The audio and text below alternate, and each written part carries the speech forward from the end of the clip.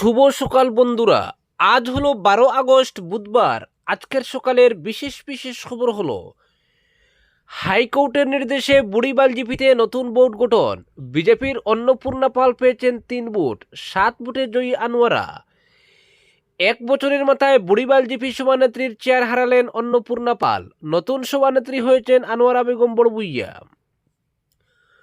গৌহাটি উচ্চ আদালতের নির্দেশে মঙ্গলবার পুনরায় বোর্ড গঠনের করা হলে 7-3 ভোটে অন্নপূর্ণা পালকে হারিয়ে সভানেত্রী নির্বাচিত হন আনোয়ারা। কাচারের বড়কলা উন্নয়ন ব্লকের অন্তর্ভুক্ত বুড়িবাল গ্রাম পঞ্চায়েতের বোর্ড গঠনে পঞ্চায়েত আইন লঙ্ঘন করার অভিযোগে উত্থাপন করে জিপির 4 জন সদস্য উচ্চ আদালতের দ্বারস্থ হয়েছিলেন। সবকিছু খতিয়ে দেখার পর বুড়িবাল জিপির বোর্ড গঠনের পূর্বের সভা বাতিল করে 11 আগস্ট নতুনভাবে সভা আহ্বান করে বোর্ড গঠনের নির্দেশ দিয়েছিল আদালত। আদালতের এই নির্দেশে মঙ্গলবার বড়খলা উন্নয়ন ব্লকে অনুষ্ঠিত হয় বোর্ড গঠনের সভা। আর এই সভায় নিজের অবস্থান ধরে রাখতে ব্যর্থ হন প্রাক্তন সভানেত্রী অন্নপূর্ণা পাল। সহকারী আয়ুক্ত মাসি টুপনা, সহকারী জেলা দণ্ডাধীশ পীযূষ রাজ, বড়খলা উন্নয়ন ব্লকের বিডিও রুশলিনা পারভিন, জিপি সচিব ফরিদ আহমেদ মজুমদারের উপস্থিতিতে অনুষ্ঠিত এই সভায় সভানেত্রী পদের জন্য অন্নপূর্ণা পাল এবং আনোয়ারা বেগম বড়বুইয়ার নাম প্রস্তাব হয়। ফলে উপস্থিত আধিকারিকরা গোপন ব্যালটে ভোট গ্রহণের সিদ্ধান্ত গ্রহণ করেন। এই দুই প্রার্থীর পক্ষে জিপির 10 জন সদস্যের ভোট গ্রহণ করা হয়। এতে অন্নপূর্ণা পাল মাত্র 3 ভোট এবং আনোয়ারা বেগম বড়বুইয়া 7 ভোট লাভ করেন। ফলে স্বাভাবিকভাবেই আনোয়ারা বেগমকে বুড়িবাল জিপির সভানেত্রী হিসেবে ঘোষণা করেন সভা পরিচালনার দায়িত্বে থাকা আধিকারিকরা। একইভাবে সহ সভানেত্রী পদেও 2টি নাম প্রস্তাব হয়। ভোটাভুটির প্রয়োজন দেখা দেয়। সহ সভানেত্রী হিসেবে 7 ভোট পেয়ে নির্বাচিত হন জিলি বেগম বড়বুইয়া। প্রতিদ্বন্দ্বী প্রার্থী হিফজুর রহমান লস্কর পেয়েছেন মাত্র 3 ভোট। ভোট পর্ব সম্পন্ন হওয়ার পর বুড়িবাইল গ্রাম পঞ্চায়েতের সভানেত্রী হিসেবে আনোয়ারা বেগম বড়বুইয়া এবং সহ সভানেত্রী হিসেবে জিলি বেগম বড়বুইয়ার নাম আনুষ্ঠানিকভাবে ঘোষণা করেন নির্বাচনী আধিকারিক। সংবাদ মাধ্যমকে তিনি জানান, আদালতের নির্দেশে বুড়িবাইল গ্রাম পঞ্চায়েতের ভোট গ্রহণ সম্পন্ন হয়েছে। সুষ্ঠু, সুন্দর ও সম্পূর্ণ শান্তিপূর্ণভাবে ভোট গ্রহণ সম্পন্ন হয়েছে। জিপির 10 জন সদস্যের সব কজনই সভায় উপস্থিত ছিলেন। শুরুতে উপস্থিতি গ্রহণ করার পর শপথ বাক্য পাঠ করানো হয়। এরপরই নির্বাচন পর্ব সম্পন্ন করা হয়। সূত্রমতে প্রাক্তন সভানেত্রী অন্নপূর্ণা পাল নিজের গদি বাঁচাতে অনেক চেষ্টা করলেও শেষ পর্যন্ত বিফল হন। তার উপর আর আস্থা রাখেননি জিপির সদস্যরা। অন্নপূর্ণার উপর পূর্বে যারা আস্থা দেখিয়েছিলেন সেসব সদস্যরাও এদিন তার পক্ষে থাকেননি। ফলে তাকে পদ হারাতে হয়েছে। পরবর্তী খবরটি হলো সরকারি চাকরিতে ফিরল পুলিশ ভেরিফিকেশন, 6 মাসের রিপোর্ট। সরকারি চাকরির ক্ষেত্রে পুলিশ ভেরিফিকেশন ফের বাধ্যতামূলক করা হলো। তবে চাকরিতে নিয়োগের 6 মাসের মধ্যে করতে হবে পুলিশ ভেরিফিকেশন। সেই দায়িত্ব থাকবে পুলিশের উপর। মঙ্গলবার মন্ত্রিসভার বৈঠকে ওই সিদ্ধান্ত নেওয়া হয়েছে। তাছাড়া গ্রাম পঞ্চায়েতের উন্নয়নমূলক কাজকর্মেরও সীমা টেনে দিয়েছে সরকার। 5টি প্রকল্প নির্দিষ্ট করে দেওয়া হয়েছে পঞ্চায়েতের জন্য। এর বাইরে কোনো কাজ হাতে নিতে গেলে জেলা আয়ুক্তের অনুমতির প্রয়োজন হবে। মঙ্গলবার বিকেলে দিশপুর জনতা ভবনের লোকসেবা ভবনে বসে রাজ্য মন্ত্রিসভার বৈঠক। মুখ্যমন্ত্রী হিমন্ত বিশ্ব শর্মার পৌরোহিত্যে অনুষ্ঠিত বৈঠকে যোগ দেন প্রায় সকল মন্ত্রী। বেশ কিছু গুরুত্বপূর্ণ সিদ্ধান্ত হয়েছে বৈঠকে। এর মধ্যে উল্লেখযোগ্য হচ্ছে সরকারি চাকরিতে পুলিশ ভেরিফিকেশন ব্যবস্থা ফিরিয়ে আনা। মুখ্যমন্ত্রী জানান, সুপ্রিম কোর্টের নির্দেশে পুলিশ ভেরিফিকেশন ব্যবস্থা ফিরিয়ে আনতে হয়েছে, তবে দায়িত্ব দেওয়া হয়েছে পুলিশের উপর। সরকারের গত কার্যকালে 1.5 লক্ষের বেশি সরকারি নিয়োগ হয়েছে। এতে পুলিশ ভেরিফিকেশনের প্রয়োজন হয়নি। শুধু কোথায় কোনো মামলা নেই বলে লিখিত সেলফ স্টেটমেন্ট দিয়ে চাকরিতে যোগ দিতে পেরেছেন প্রার্থীরা। কিন্তু চাকরিতে যোগ দেওয়ার 6 মাসের মধ্যে পুলিশ ভেরিফিকেশন করার সিদ্ধান্ত মঙ্গলবার অনুমোদিত হয়েছে মন্ত্রিসভার বৈঠকে।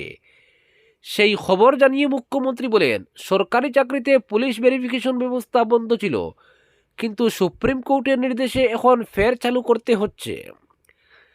তবে চাকরিতে যোগ দেওয়ার ক্ষেত্রে পুলিশ ভেরিফিকেশন রিপোর্টের প্রয়োজন নেই, কিন্তু 6 মাসের মধ্যে রিপোর্ট জমা দিতে হবে।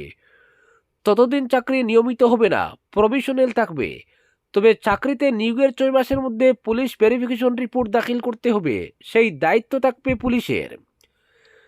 6 মাসের মধ্যে ভেরিফিকেশন করে পুলিশ রিপোর্ট না পাঠালে স্বাভাবিকভাবেই সংশ্লিষ্ট নিয়োগ প্রার্থীর চাকরি নিয়মিত হয়ে যাবে, জানিয়েছেন মুখ্যমন্ত্রী।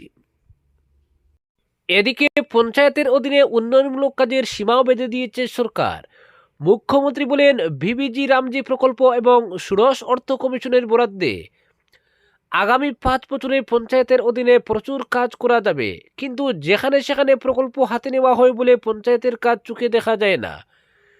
তাই আগামী 5 বছরে কোথায় অর্থ ব্যয় করবে সেটা নির্দিষ্ট করে দেওয়া হয়েছে পঞ্চায়েতকে। ইন্টারলকিং পেভার ব্লক দিয়ে রাস্তা নির্মাণ, মহিলাদের ব্যবহারের উপযোগী গ্রামীণ বাজারহাট স্থাপন, স্কুলের বাউন্ডারি দেয়াল নির্মাণ করা, শ্মশান নির্মাণ করা এবং জিম কিংবা ওয়েলনেস সেন্টার বানানো যাবে পঞ্চায়েতের অর্থে। কিন্তু এর বাইরে কোনো প্রকল্পের কাজে হাত নিতে গেলে জেলা আয়ুক্তের অনুমতি নিতে হবে পঞ্চায়েতকে, জানিয়েছেন মুখ্যমন্ত্রী। এছাড়া রাজ্যে 18 ঊর্ধ্বদের আধার কার্ড দেওয়া পুরোপুরি বন্ধ করা হলেও মরান মঠক সম্প্রদায়ের 18 ঊর্ধ্ব লোকদের জন্য আগামী 31 মার্চ অবধি খোলা রাখার সিদ্ধান্ত অনুমোদিত হয়েছে মন্ত্রিসভায়। উল্লেখ্য, শুধু 4 জনগোষ্ঠীর লোকদের জন্য 31 মার্চ অবধি খোলা রাখা হয়েছিল আধার প্রদানের ব্যবস্থা। এবার তাতে যোগ হয়েছে মরান ও মঠক জনগোষ্ঠী। পরবর্তী খবরটি হলো, কাগজের বদলে এবার প্লাস্টিকের নোট, রিজার্ভ ব্যাংকের প্রস্তাবে অনুমোদন কেন্দ্রের। ছেঁড়া, মলিন কিংবা দ্রুত নষ্ট হয়ে যাওয়া কাগজের নোটের বদলে এবার নতুন ধরনের মুদ্রা আনতে চলেছে কেন্দ্র। পরীক্ষামূলকভাবে দেশে চালু হতে চলেছে 10 ও 20 টাকার পলিমার নোট। রিজার্ভ ব্যাংকের প্রস্তাবে অনুমোদন দিয়েছে কেন্দ্রীয় সরকার। আপাতত 10 ও 20 টাকা মূল্যের 100 কোটি করে পলিমার নোট বাজারে আনার পরিকল্পনা রয়েছে। মঙ্গলবার সংসদে কেন্দ্রের তরফে এই সিদ্ধান্তের কথা জানানো হয়েছে। কেন্দ্র জানিয়েছে, রিজার্ভ ব্যাংকের প্রস্তাব অনুযায়ী পরীক্ষামূলকভাবে 2 মূল্যের নোট বাজারে ছাড়া হবে। পরীক্ষার ফল সন্তোষজনক হলে পরবর্তী সময়ে আরও বেশি সংখ্যায় পলিমার নোট বাজারে আনার সিদ্ধান্ত নেওয়া হতে পারে। কেন্দ্রীয় অর্থমন্ত্রী নির্মলা সীতারমণ জানিয়েছেন, রিজার্ভ ব্যাংকের প্রস্তাব ইতিমধ্যেই সরকার অনুমোদন করেছে। তবে নতুন নোট চালু হলেও বর্তমানে ব্যবহৃত কাগজের নোট তুলে দেওয়া হচ্ছে না। 2 ধরনের নোটই বাজারে পাশাপাশি চলবে। পলিমার নোট চালুর পরিকল্পনা অবশ্য নতুন নয়, দীর্ঘদিন ধরে বিষয়টি নিয়ে ভাবনা চিন্তা করছে রিজার্ভ ব্যাংক। সম্প্রতি রিজার্ভ ব্যাংকের গভর্নর সঞ্জয় মালহোত্রাও এই পরিকল্পনার কথা শোনান। তার বক্তব্য, কাগজের তুলনায় পলিমার নোট অনেক বেশি টেকসই এবং দীর্ঘদিন ব্যবহার করা সম্ভব। পরবর্তী খবরটি হলো, ব্রহ্মপুত্র নয়, নাগা পাহাড়ের বৃষ্টিতেই আসামে ভয়াবহ বন্যা। শুধু বাঁধ নির্মাণ নয়, চাই স্যাটেলাইট প্রযুক্তি, সুপারিশ আসাম বিশ্ববিদ্যালয়ের সমীক্ষায়। আসামে জুলাইয়ের ভয়াবহ বন্যার মূল কারণ ব্রহ্মপুত্রের জল উপচে পড়া নয়, প্রতিবেশী নাগাল্যান্ড ও অরুণাচল প্রদেশের পাহাড়ি এলাকায় অস্বাভাবিক বৃষ্টিপাতের ফলেই দক্ষিণ তীরের নদীগুলিতে আচমকা জলস্ফীতির কারণে বন্যার সৃষ্টি হয়। আসাম বিশ্ববিদ্যালয়ের গবেষকদের এক সমীক্ষা প্রতিবেদনে এই গুরুত্বপূর্ণ তথ্য উঠে এসেছে। মঙ্গলবারই আসামের বন্যা 2026 পূর্ণাঙ্গ পরিস্থিতি মূল্যায়ন ও সহনশীল পুনরুদ্ধারের পথ নির্দেশ শীর্ষক প্রতিবেদনটি প্রকাশ করা হয়েছে। এই প্রতিবেদন যৌথভাবে তৈরি করেছেন আসাম বিশ্ববিদ্যালয়ের অধ্যাপক অরুণজ্যোতি নাথ, অদিতি নাথ, অর্ণব পাল ও অনিমেষ হাজারিকা। সঙ্গে ছিলেন কলম্বোর ইন্টারন্যাশনাল ওয়াটার ম্যানেজমেন্ট ইনস্টিটিউটের সুরজিৎ ঘোষ, রাঁচির বিড়লা ইনস্টিটিউট অফ টেকনোলজির স্নেহা কৌর ও অনুবা চৌধুরী এবং কলকাতার আদাবাস বিশ্ববিদ্যালয়ের উষসী সরকার।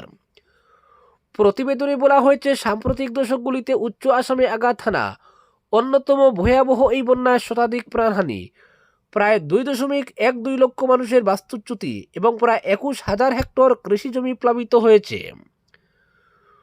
প্রতিবেদনের অন্যতম গুরুত্বপূর্ণ পর্যবেক্ষণ হল, বন্যার সময় আসামে সামগ্রিকভাবে বৃষ্টির ঘাটতি ছিল। 1 জুন থেকে 29 জুলাই পর্যন্ত রাজ্যে স্বাভাবিক 839.6 মিলিমিটারের বিপরীতে বৃষ্টিপাত হয় 594.4 মিলিমিটার, ঘাটতি প্রায় 29%। অথচ 19 জুলাই নাগাল্যান্ডের স্বাভাবিকের তুলনায় 181% বেশি বৃষ্টিপাত হয়। মখকচুং জেলায় এই অতিবৃষ্টির পরিমাণ ছিল স্বাভাবিকের তুলনায় 493% বেশি। এই বিপুল জল পাহাড়ি ডেলবে, ডিখৌ, দিসাং, জাজি ও ধনসিরির মতো দক্ষিণ তীরের উপনদীগুলিতে দ্রুত নেমে আসে। নদীগুলি বিপদসীমা অতিক্রম করে এবং বিভিন্ন জায়গায় পুরনো বাঁধ ভেঙে যায়। এমনকি ব্রহ্মপুত্রের মূল প্রবাহ সর্বোচ্চ জলস্তরে পৌঁছানোর আগেই উপনদীগুলিতে ভয়াবহ পরিস্থিতি তৈরি হয়। নাগাল্যান্ডের ডয়াং জলাধার থেকে জল ছাড়ার ঘটনাও ধনশিরি উপবাহিকায় বন্যা পরিস্থিতিকে আরও জটিল করে তোলে। গবেষকদের মধ্যে এই দুর্যোগ শুধুমাত্র অতিরিক্ত বৃষ্টির কারণে নয়, চরম বৃষ্টিপাতের পাশাপাশি মাটির অতিরিক্ত জল শোষণ ক্ষমতা হ্রাস। নাগাল্যান্ডের মুন জেলায় 10 ধারণ ক্ষমতা পূর্ণ হওয়ায় জলাধার থেকে জল নিঃসরণ, নদীতে পলি জমে তলদেশ ভরাট হওয়া, দুর্বল ও জরাজীর্ণ বাঁধ এবং জলাভূমি বিলুপ্ত হওয়ার মতো একাধিক কারণ একসঙ্গে মিলে এই ভয়াবহ রূপ নিয়েছে। তাই আগামীতে বন্যা মোকাবিলায় উপগ্রহ চিত্র ও ভৌগোলিক তথ্যের সাহায্য অঞ্চলভিত্তিক আগাম সতর্কীকরণ ব্যবস্থা গড়ে তোলার সুপারিশ করা হয়েছে। শুধু নদীর জল কতটা বাড়বে তা নয়, বন্যায় কোন এলাকা ও কত মানুষ ক্ষতিগ্রস্ত হতে পারেন আগাম সেই তথ্য জানানোর উপর গুরুত্ব দেওয়া হয়েছে। আজকের বিশেষ সংবাদ এখানেই সমাপ্ত।